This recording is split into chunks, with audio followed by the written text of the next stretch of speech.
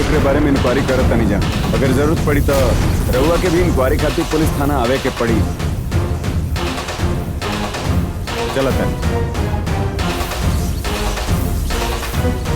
नंदिनी जे खून कैले बाड़ी ओकर खातिर हमने पुलिस स्टेशन काहे जाई? अगर ओकरा के ऐसे ही छोड़ दे तो एक एक करके सबके मार दे पापा। हमने के कौनो रास्ता खोजे के होई पापा। माधवी स्वामी जी के घरे गई बिया, ओकरा के आवेदा नंदिनी के कुछ तो बंदोबस्त करे के ही पड़ी। जीजा जी, माधवी जब आई तब आई। ओकरे पहले इंस्पेक्टर कहले बना बिल के तोड़े के हमने तोड़ देता नहीं जा। ये सब होता होकर कारण उस सांप का बिल ही बा, पता बा ना? और का एक तुरंत उड़वा दी जीजा जी।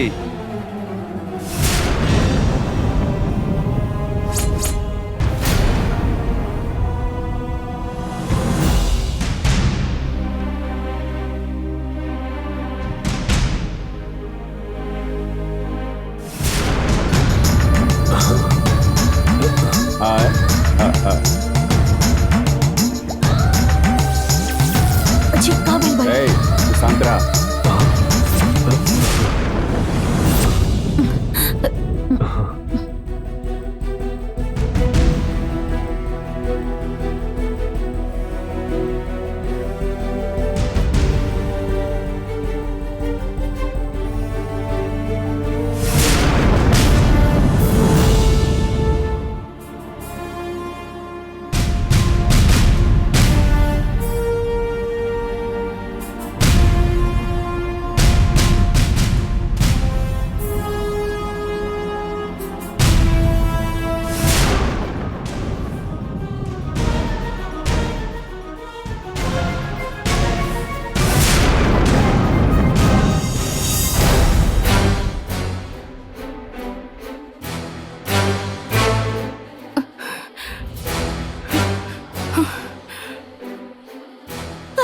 बानी बाबूजी, और नंदिनी की वजह से हमने के कितना तकलीफ सहे के पड़ल, तो ओकरे बिल काहे चाहिए? हम बिल के पूछा करत रहनी तो वही के तोड़ दी। जे दिन हम बिल के तोड़े गए रहनी तो रउआ सब हमके रोक ले रहनी, लेकिन आज हम रउआ के ना रोकब, तोड़ दी बाबूजी।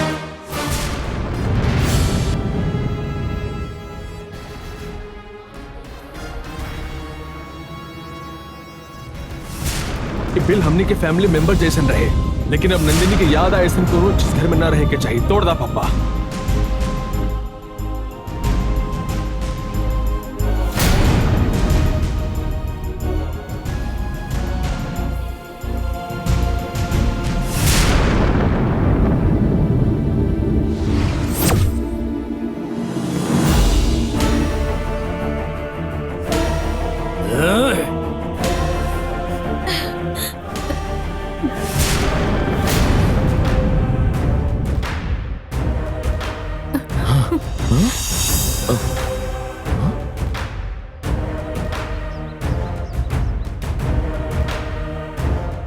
ये बिल जब तक यहाँ सुरक्षित बा तब तक हमने शांति से जिंदगी जी सके नहीं जा।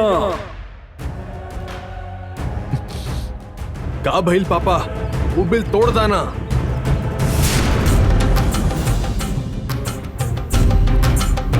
पहले नंदिनी के खत्म करे के होगी, बाद में बिल तुरल जाए। हाँ।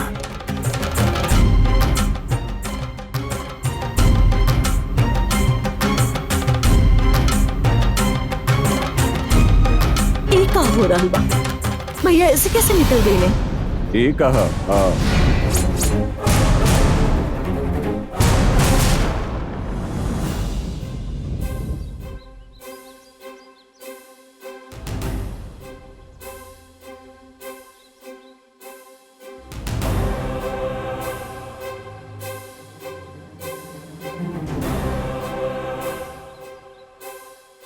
तोहरा ऊपर दूगो खून करे के इल्जाम बा।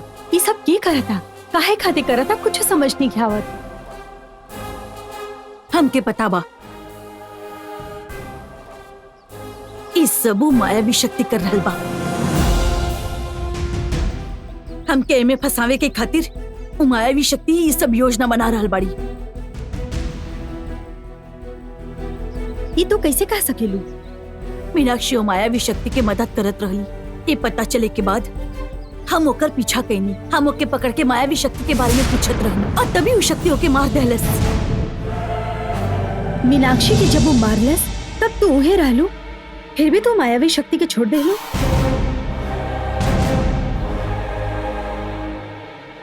हम कुछ समझ पाती, उससे पहले ही वो शक्ति वहाँ से गायब हो गई। तो हर नजर के सामने से वो मायावी शक्ति गायब होता, फिर तू ओकर मुकाबला कैसे कर लूगी? हम उहे समझ न पा रहल बानी। पूर्णिमा भी नजदीक आ रहल बा, उससे पहले वो मायावी शक्ति पर हमके जीत हासिल करे के बा। चिंता मत कर नंदिनी, अब तक वो मायावी शक्ति तोरा से बच के निकल गई बा, लेकिन जे पल तू वो मायावी शक्ति से मिल लू वो तो ठीक से याद रखिया, कुछ न कुछ रास्ता जरूर मिलू। थोड़ा सोच के देखा नंदिनी।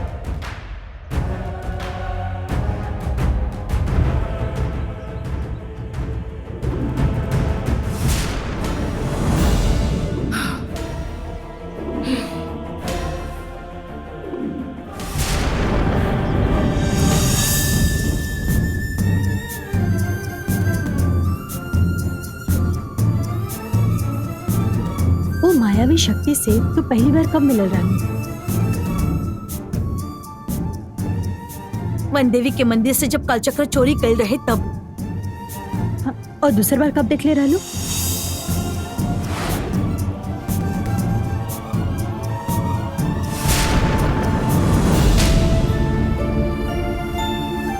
जंगल में जौन बंगला बा वहाँ पर। जंगल वाला बंगला में काहे गल रहलू?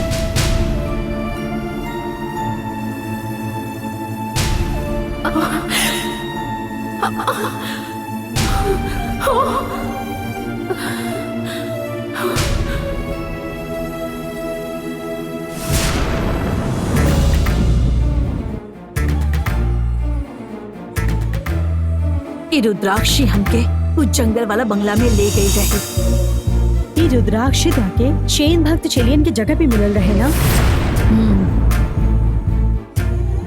एकर मतलब वो जहाँ वो मायावी शक्ति बा वो जगह तो के दिखैले बाड़े। वो जरूर तो के वो मायावी शक्ति के पहचान करा के गई बाड़े।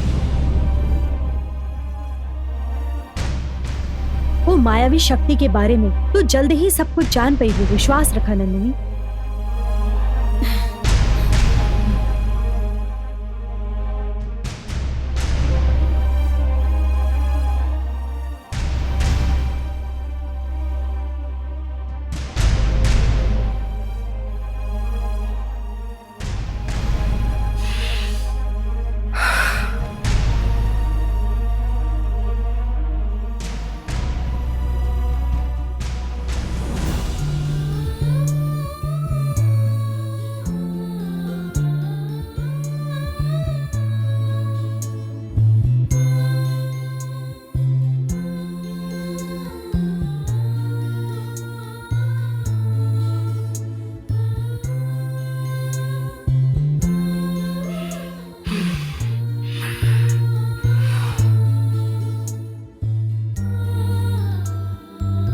माते तू मायावी शक्ति के बारे में ना जान पा रहल बानी, इससे तकलीफ हो रहल बा।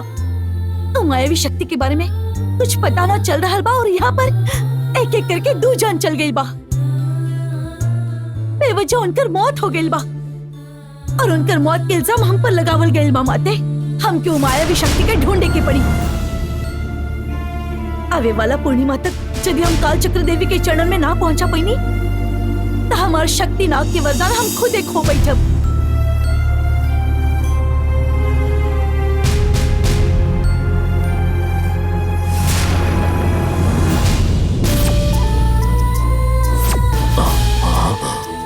मुसीबत में रहुआ ही हमार मदद करी।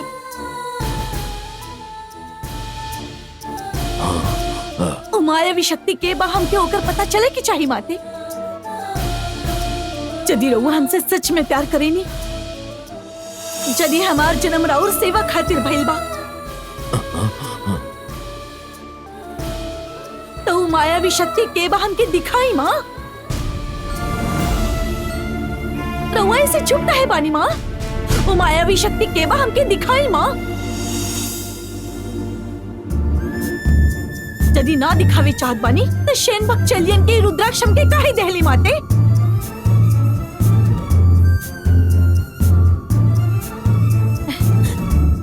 मायावी शक्ति के बा ये तो हमके ना दिखा रहल बाड़ू, पर ये रुद्राक्ष हमके दिखावे की कोशिश कर रहल बा, ये हम ना समझ पा रहल बानी। हम तोहरा सामने हाथ जोड़तानी माँ, एक बार मायावी शक्ति के बा हमके दिखा दो माँ।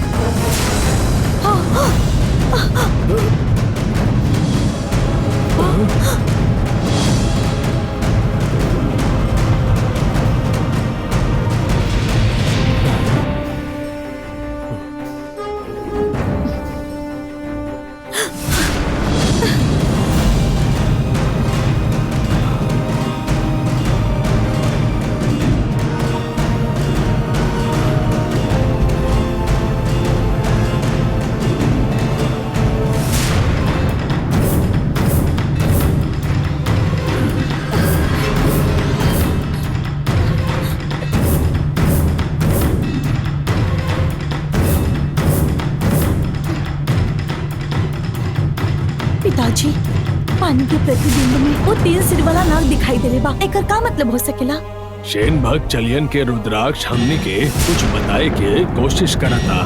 हमरा के लागता हमने जे मायावी शक्ति के खोजतानी ओकर और 3 सिर वाला नाग के संबंध होगी।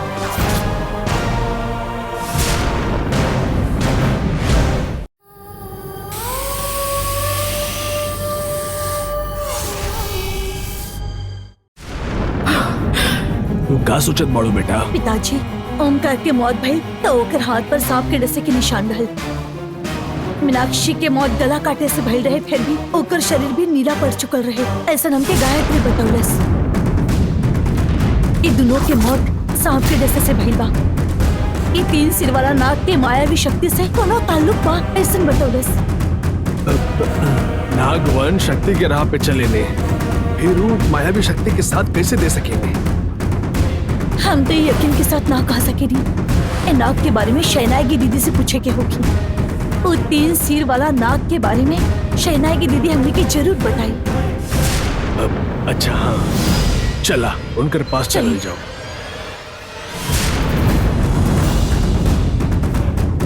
दीदी, दीदी, आवता नहीं का भइल? का बात था? शहनाई की दीदी से मिले के रहे। वो तो कोनो काम से बाहर गल बाड़े।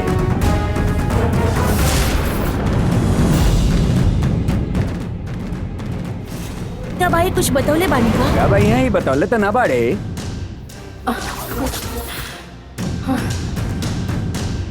रउआ के देख के ऐसा लगा था कि रउआ बहुत बड़ मुश्किल में पड़ गए बाने। कितना भी बड़ मुश्किल होखे, रउआ अंदर आई, दीदी आ जाई हैं तो रउआ मिल सके नहीं। हमें मिलकर ही चाहिए। आई।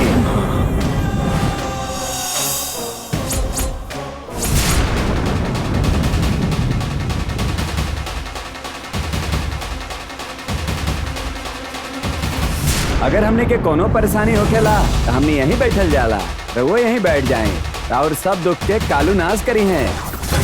हम अभी आवता नहीं।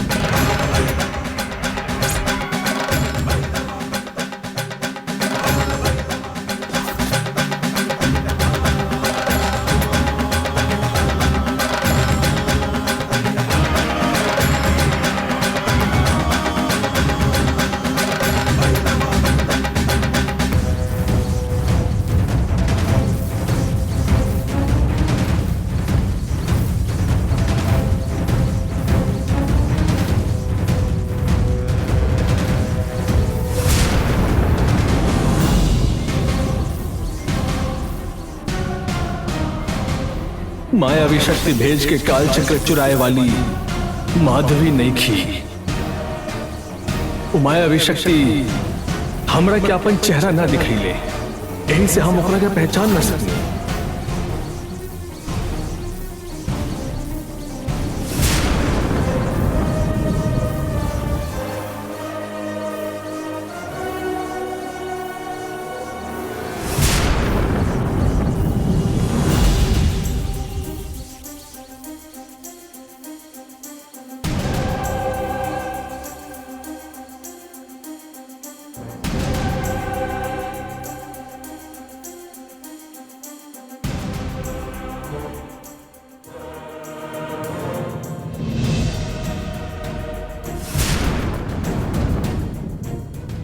शायद ये वो मायावी घोड़ा हो सकेला।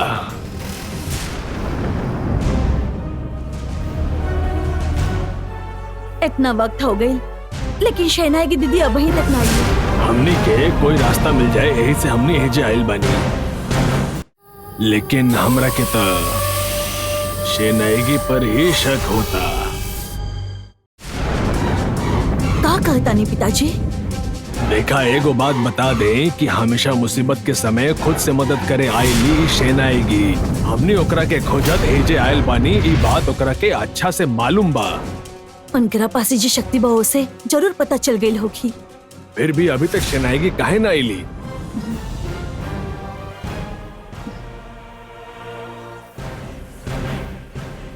शायद उनकरा के ऐसे भी ज्यादा जरूरी काम होगी पिताजी।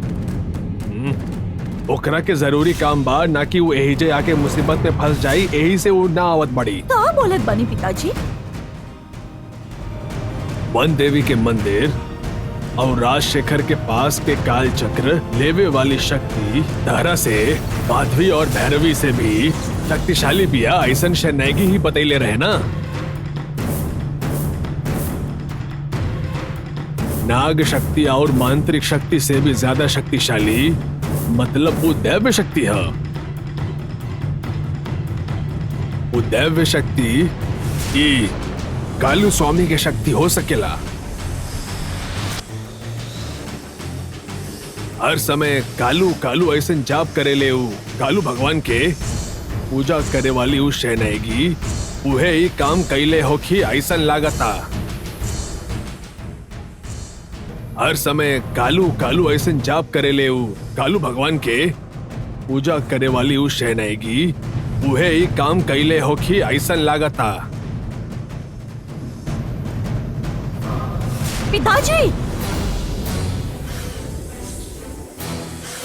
मायावी शक्ति के बा ऊ जाने खातिर हमने यहाँ आइल बानी। अरे वो कहता नहीं शहनाई की दीदी सब पहले बारी, ये गलत बा पिताजी। जैसन कहता नहीं वैसन ना हो सकेला। हम बेवजह बात न करतानी, एकर वजह बा यही से बोलतानी। ऐसन कौन सी वजह मिल गई बा रउआ के? मायावी शक्ति के बारे में हमके खाली एक के चीज मालूम बा, और वो है ई काला घोड़ा। नंदिनी, सफेद घोड़ा कुल देवता के सवारी है, काला घोड़ा कालू भगवान के सवारी है। काले घोड़े पर सवार होए वाला वो शक्ति वो भी कालू ही हो सकेली।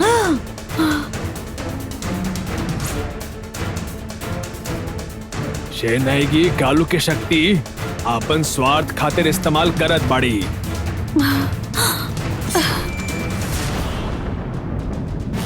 जगह जगह हम जोन मायावी शक्ति के खोजत तानी वो दूसर कोनो शक्ति नहीं, वो शेनाएगी बा नंदिनी।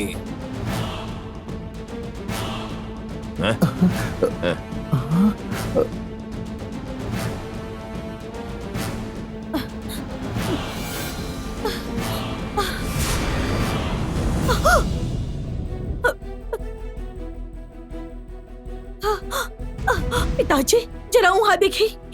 हाँ?